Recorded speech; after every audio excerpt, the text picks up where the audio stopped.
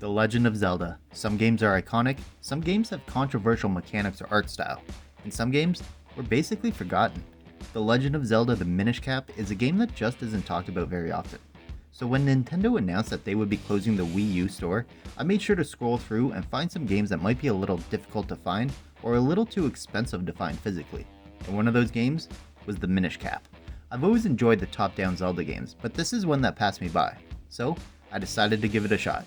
So let's go over the highs and lows of the game and where I think Minish Cap should be in your backlog.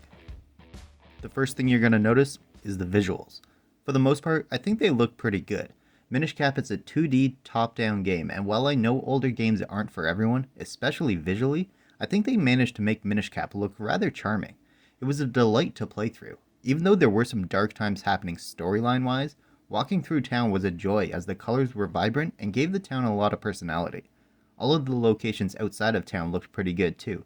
Each had their own distinct look and color palette, and I think it worked pretty well. The character and enemy designs also worked, especially some of the bigger enemies and bosses, but not all of the aspects worked. This is a mechanic I'm going to explain in more detail later on, but a main feature of the game is the ability to shrink to a minuscule size, and when that happens in the larger areas, Link is almost too small.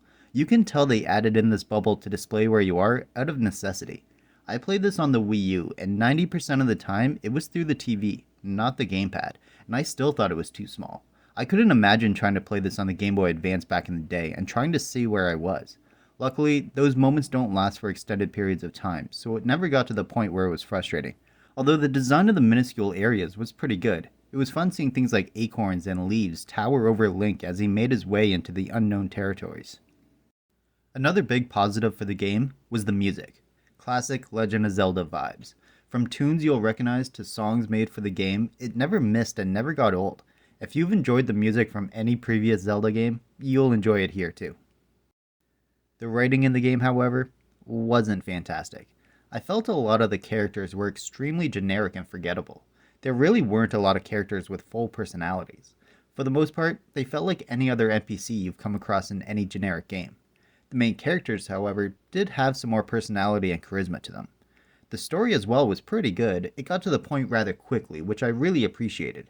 And it is the type of game where the main plot is told at the beginning and very little is told to the player throughout. There's updates on where to go next, but the plot doesn't take any twists or turns or anything like that partway through. It does have similar vibes to a lot of other games. Only you can save the princess. Which is fine, it's actually all I really need out of a game like this. Where the game shines is the gameplay. The game plays like other Zelda games. 2 face buttons and you can change your equipped items at any point. Where it differs is the core mechanic of the game, which is the ability to shrink and grow at designated locations. This helps create a variety of puzzles that can only be accomplished by utilizing both sizes. It also helps bring intrigue into the game, as you can see a treasure chest or heart container, but you have no idea how to reach it. You'll see a tiny entranceway, but no location to change size. Personally, I think the mechanic is fantastic and it fits well in the Zelda universe. Aside from that specific ability, a lot of the game is actually very similar to the majority of Zelda games. There's dungeons and familiar locations like Hyrule Castle, familiar weapons like bombs and arrows along with your trusty sword and shield, and with the use of these items, you need to progress through the location solving puzzles in order to find the specialty items and defeat the boss. It's a formula of game design that has been done before and since, but the pacing of the game makes it feel like it's one of the better examples of it being done right. Another feature added into the game is Kinstone Fusion. As the player, you'll come across countless Kinstone pieces, and you need to combine these with the pieces owned by NPCs all over Hyrule. They're not interchangeable, as you'll have to match the appropriate shape to whatever the NPC has, and when you do, any number of potential events could happen afterwards. Usually, it's clearing a blocked path or dropping a treasure chest somewhere on the map. The fusions can feel pointless though if your reward is just money, but most of the time, it'll give you a reason to return to an area and see what's new. Speaking of returning to areas, the map looks rather small when you pause the game, but they did a great job of camouflaging just how big each section actually is. From thinking it's just a house, to shrinking down and finding other aspects of the building, to the full-size dungeon in each location, there's quite a lot to explore in the game, and it kept me backtracking quite a bit as I opened up new locations from Kinstone Fusion or gaining the ability to dig through dirt. When I finished the game, it took me roughly 17 hours to beat and see the credits. I am aware I'm still missing some heart containers, so there's still a bit more to do if I want to 100% the game, which I probably will. But if I don't, I still feel like I got a full complete Zelda experience anyways. I was a little worried at first, as I felt the game was a little too simple. In the beginning, the puzzles took very little effort and it was really easy to figure out where to go, but as the game progressed, the game gradually became more complex and difficult, which is exactly how game progression should be. I also thought the boss fights in the second half of the game were extremely engaging. I did have a bit of an issue with the final boss, as that's the only time I died in the game, as I just had difficulty finding the proper way to inflict damage every time there was a new pattern. But aside from that, I think the fights and the combat as a whole was really good. I did mention earlier that I played this on the Wii U, but I think the experience of using the gamepad was fantastic.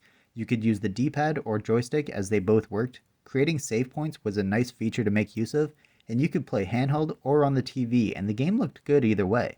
Now, I know the Wii U store is closing soon and they've already stopped allowing credit cards to be used to load funds on the store, but if you're able to find a way, the Wii U is a great way to experience the game. I actually don't have too many flaws with the game. There is less dungeons or shrines in the game than I was expecting going in, but with the pacing in the game, I think adding in more would have stretched the game out way too long as it already took me 17 hours.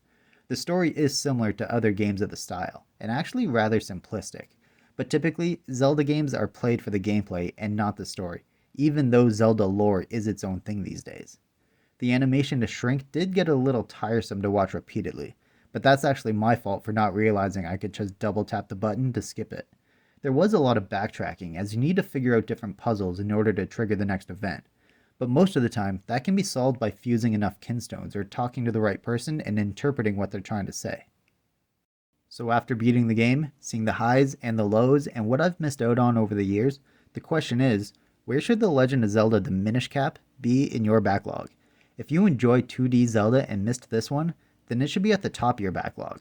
Lots of people skipped it as it didn't sell very well compared to other Zelda games, and that's a shame because personally, I had a blast with it. If you've been feeling the nostalgia itch for an older Zelda game, then this is one you should definitely check out.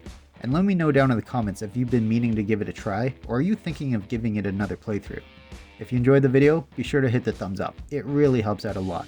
And please share the video with anyone who might enjoy it. If you're new here, don't forget to subscribe for more video game related content.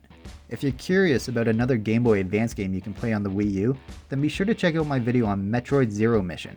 Thanks for making it to the end of the video. Thanks for watching.